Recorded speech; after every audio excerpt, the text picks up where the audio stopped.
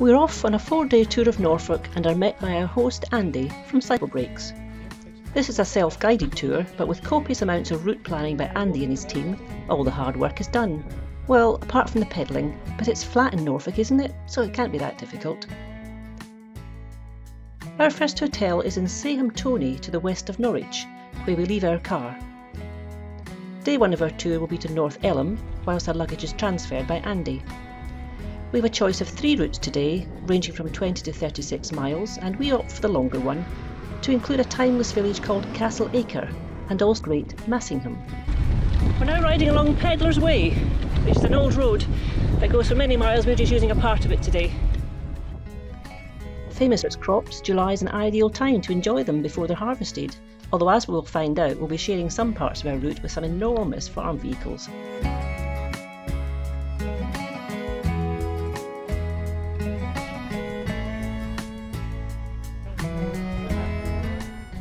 The first proper town we pass through is Swaffham, just when it starts to rain. Anyway, a hot drink allowing the rain to pass, and we're soon back on quieter lanes.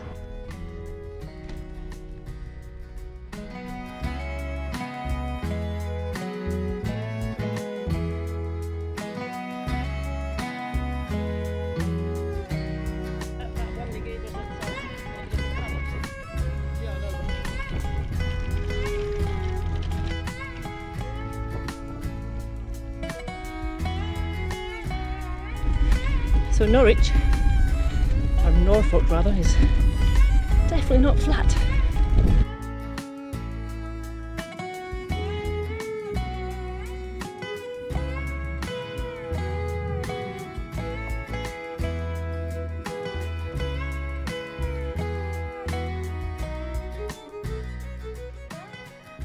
And from river level, a short sharp climb now to Castle Acre, and also a visit to its wonderful ancient priory.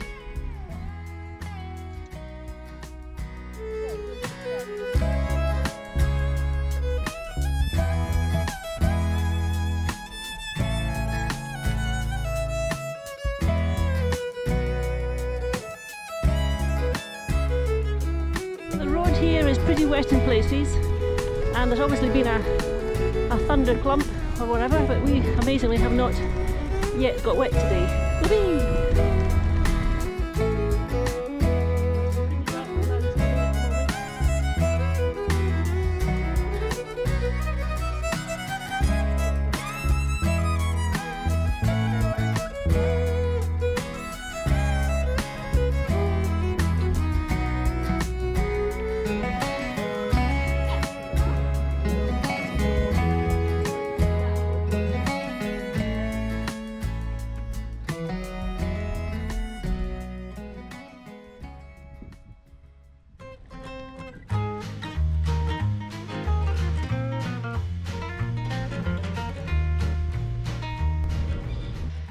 With 23 miles covered and a lovely lunch at the Dabbling Duck, we are off once more, and it's looking like sunshine all the way as we head east now towards North Elm to be reunited with our luggage.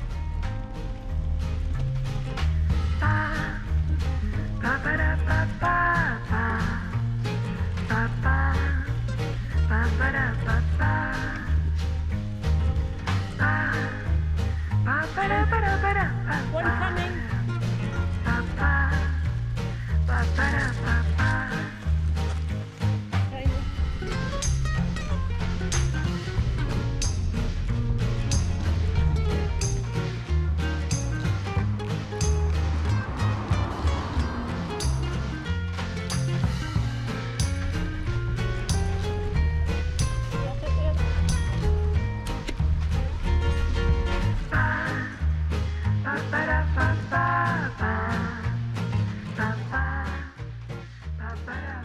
Today's chosen route is 45 miles, and it promises a great variety of terrain, initially passing through Great Ryborough, then on to Fakenham, where we join National Cycle Route 1 alongside the pretty River Wensum.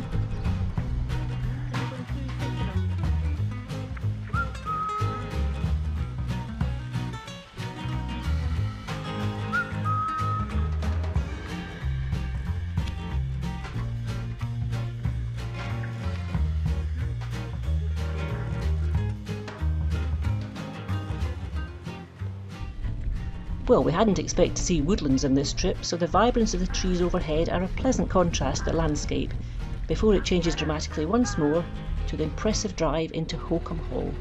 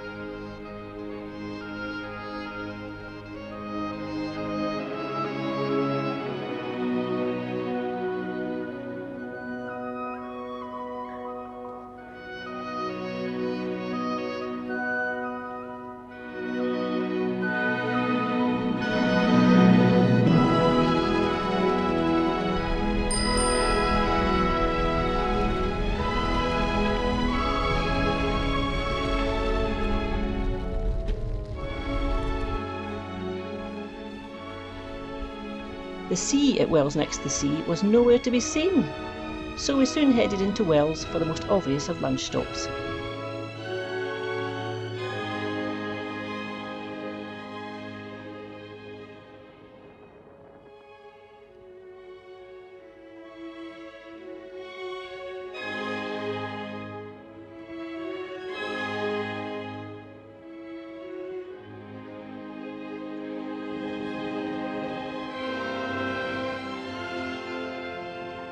Fed and watered for at least the next hour anyway, we are now heading for Little Walsingham and to Great Snoring and Little Snoring. What fabulous names!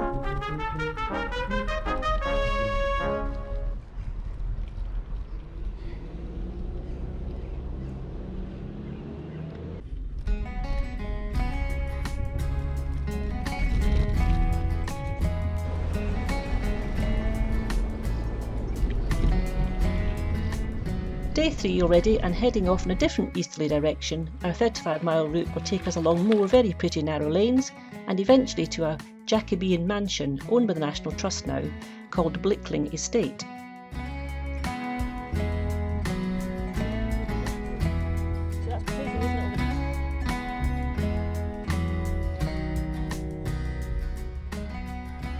Well, the route certainly got interesting at times. We were not arguing about who owned the road.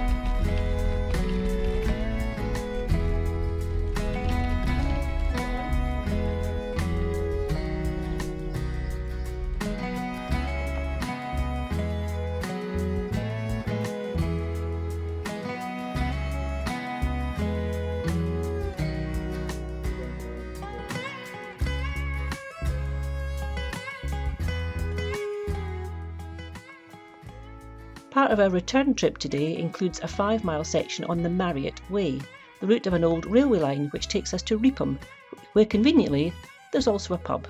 The old railway bridge.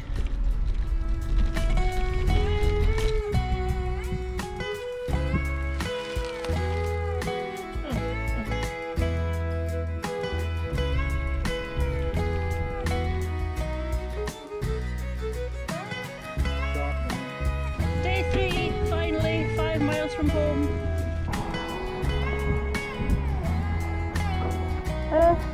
We got a bit wet there.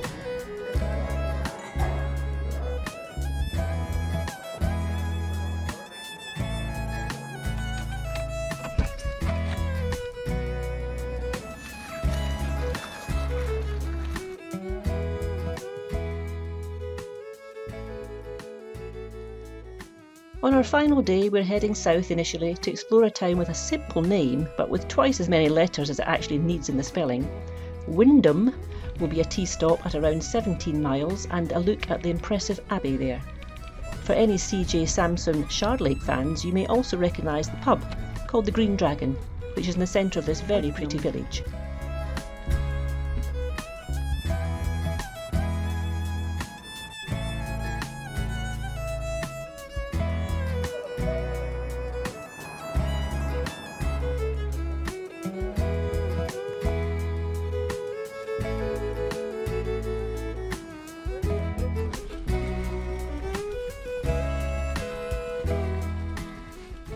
And now we need to get a wiggle on since we have a reunion with our luggage at around 2:30 back in Southampton.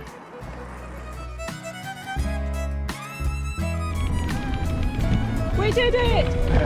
Woohoo!